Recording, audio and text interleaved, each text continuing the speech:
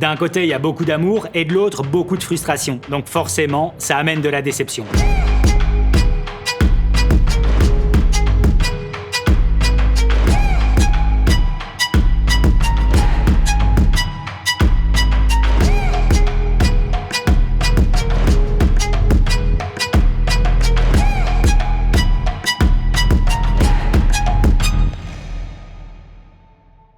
Ça fait bientôt 2 ans que j'utilise le Fujifilm X-H2S. C'est un boîtier coup de cœur et surtout un super bon outil pour la création de vidéos.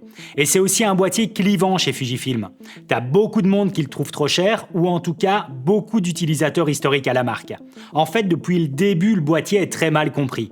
Ici, on va regarder ensemble ce que j'apprécie, ce que je trouve moins bien et si ça vaut encore le coup d'investir dedans 2 ans plus tard. Mon premier point sera sur l'autofocus. Et pour faire simple, c'est l'outil vidéo le plus performant dont je dispose au niveau de la mise au point automatique. Alors, il y a mieux, je te le dis direct, il y a encore bien mieux en autofocus que le X-H2S, mais ça n'empêche que ça reste le plus performant dont je dispose.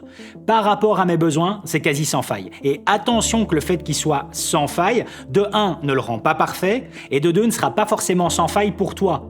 De mon côté, c'est surtout que je peux lui faire confiance à 100%. Quand je dois filmer une personne face caméra, ça bouge pas d'un poil. Ça le suit super bien, j'ai aucun pompage et j'ai la détection de l'œil jusqu'en 4K 120 images secondes. Et puis j'ai aussi de la détection de voitures, trains, animaux, avions, bref c'est hyper polyvalent et performant. Par contre, il est très loin d'être parfait ou en tout cas très loin d'être complet par rapport à mes besoins. En fait, ça reste un super bon autofocus de photos et pas de vidéo.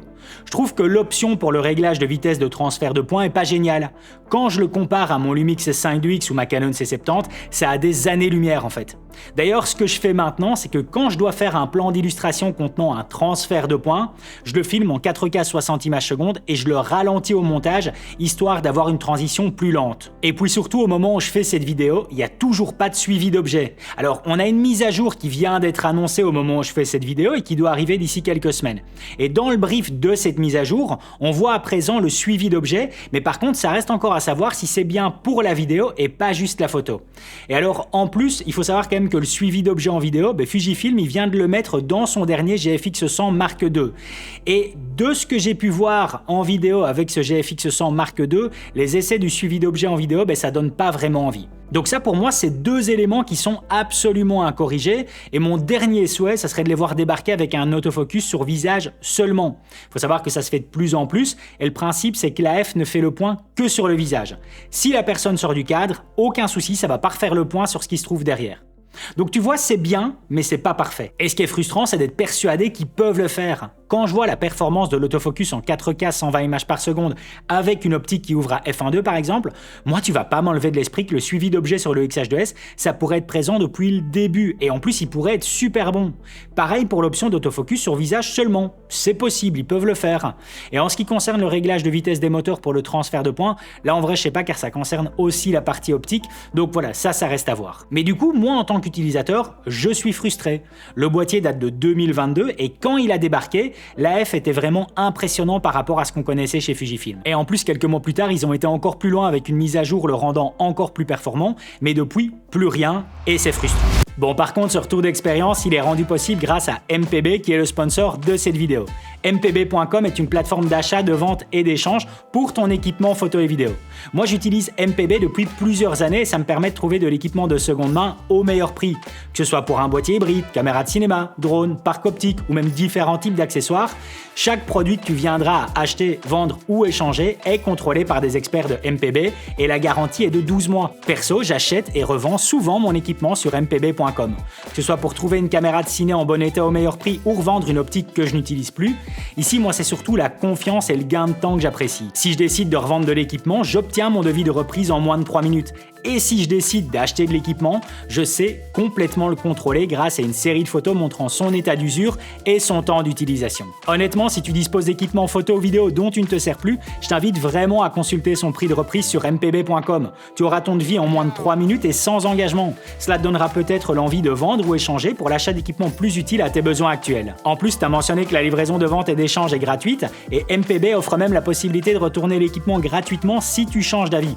Bref, tu l'auras compris, c'est pas seulement un sponsor, mais surtout le partage d'un bon plan et d'une recommandation, car j'utilise la plateforme depuis plusieurs années et ça correspond parfaitement à mes besoins.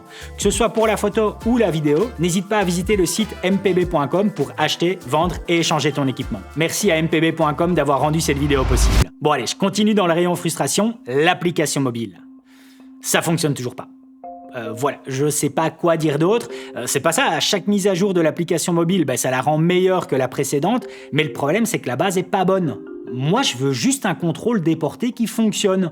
Et ici en vidéo, c'est pas le cas. Toujours par rapport à la mise à jour qui arrive au printemps, on va enfin avoir la bordure rouge de l'écran à l'enregistrement. Alors d'un côté je me dis génial, et de l'autre j'ai de la frustration. En fait il faut savoir que ce cadre rouge, ça fait 1 an qu'il est présent sur son petit frère avec le XS20.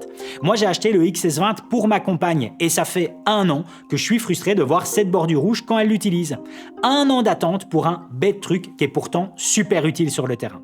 D'ailleurs j'espère que ce sera pas juste un cadre rouge, mais bien le même système que sur le XS20. En fait, il faut savoir que sur le XS20, la bordure, elle n'est pas juste rouge. Quand tu fais un enregistrement au ralenti, la bordure, elle est de couleur bleue. C'est super bien pensé. Donc, si c'est pas le cas sur mon XH2S avec la nouvelle mise à jour, de nouveau, je vais être frustré. Et toujours dans cette même logique, il faut savoir que sur le GFX 100 Mark II, tu vas disposer aussi d'un outil d'exposition incroyable qu'est la Waveform. Et ça, je sais pas si on l'aura un jour sur le XH2S. Tu vois, tous des petits détails, mais beaucoup de frustration.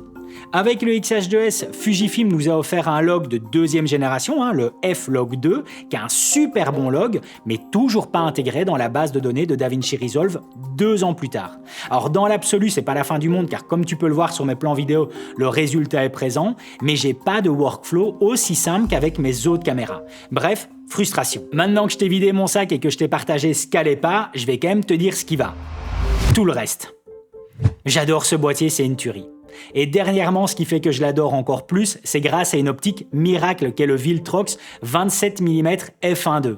Honnêtement, si tu as un boîtier Fujifilm, fonce sur cette optique, elle est incroyable. Moi, je l'utilise aussi sur le XS10 avec mes packshots pour Instagram.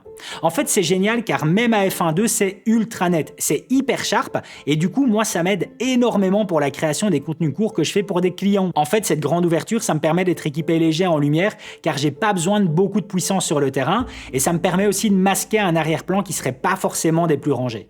Donc moi, ce combo XH2S plus le Viltrox 27 mm, c'est un outil diablement efficace. Et comme je peux vraiment me fier à l'autofocus, ça me permet de me concentrer sur mon intervenant, soit en corrigeant des éléments dans mon cadre ou en dirigeant différemment le discours de l'intervenant. Je fais totalement confiance au boîtier. C'est vraiment, tu peux te retirer de ta place, je vais me mettre à ta place comme ça, tu vois. En fait, donc, le champ de vision, c'est ça ici, ok. Donc ça va vraiment être en fait d'arriver à venir au final une bonne planche apéritive. Voilà, toi donc ça tu veux un déplacement encore. Ça va. Au final, une bonne planche apéritive, c'est pas compliqué, que des bons produits. Et là, tu mélanges, c'est comme ça. Ok, ça va, nickel. Ça, c'est un pickles d'oignon. Tu peux en faire avec des radis, avec des carottes, avec des choux-fleurs. Excuse-moi, c'est un pickles d'oignon fait maison. Ça, c'est un pickles d'oignon fait maison. Tu peux en faire avec des radis, avec des carottes, avec des choux-fleurs. Le principe, il est très simple. 1 volume de sucre, 2 volumes de vinaigre blanc, 3 volumes d'eau. Tu portes à ébullition, tu laisses refroidir. Et ça, nous, c'est quelque chose qu'on utilise couramment dans nos recettes aux terrasses du Prince. Ok. La 4K 120 images par seconde, c'est génial pour tous mes plans d'illustration. La stabilisation capteur fait un super bon boulot. C'est pas du niveau de mon S5 2X, mais ça fonctionne bien.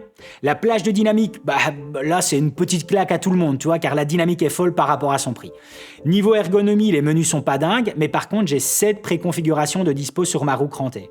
Donc du coup, moi je peux passer de 4K 24 images secondes à 4K 120 images par seconde en un clic de roue et faire pareil si je veux de la photo. Et alors, niveau photo, là c'est buffet royal. Les simulations sont folles et le JPEG en sortie de boîtier est dingue. Et ça c'est universel à la gamme Fujifilm, car je te mixe aussi quelques photos du XS20 en plus du XH2S. Donc en fait, moi c'est là où réside mon utilité du XH2S si tu l'avais pas encore compris. Un boîtier de confiance quand je dois être polyvalent sur le terrain. Clairement, la création de contenu court pour des clients. J'ai quelques clients où une fois par mois, je vais une demi-journée tourner plusieurs éléments qu'ils vont pouvoir diffuser sur leurs réseaux sociaux. Donc je dois faire vidéo, photo et en moins de 4 heures. Et c'est faisable car de 1, j'ai une bonne préparation en amont et de 2, j'ai un boîtier qui est polyvalent. Alors avec la nouvelle mise à jour qui arrive, on va même avoir l'intégration de Fremayo dans le boîtier, sans outils supplémentaires, sans éléments externes. Et si tu sais pas ce qu'est Fremayo, honnêtement, je t'invite à te renseigner sur le sujet.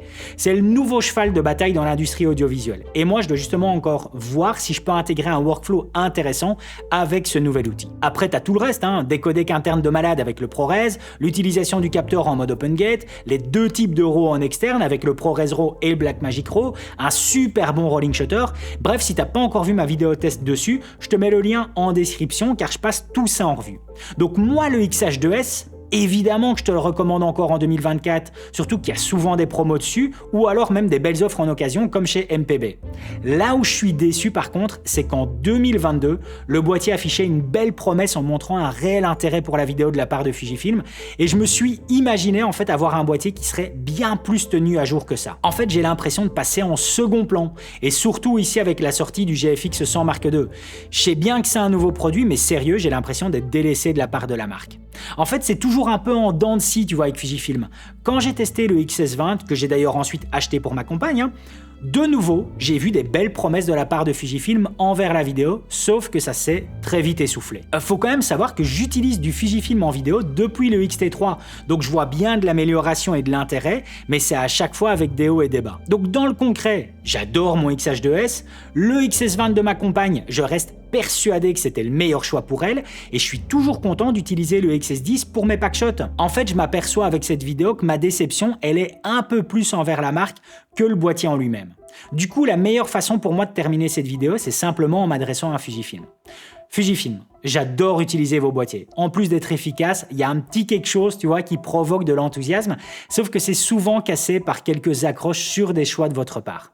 En fait, depuis le X-T3, je dis toujours que vous êtes à ça d'être vraiment reconnus tous comme étant un bon choix en vidéo. Donc perso, je vais pas lâcher la marque, car mon XH2S, c'est un outil incroyable pour mon boulot. Mais il n'y a pas que moi, n'hésite pas toi à me dire ce que tu en penses en commentaire. Et si tu veux en savoir plus sur justement le Viltrox 27 mm f1.2, je t'invite à regarder cette vidéo et je te dis à tout de suite.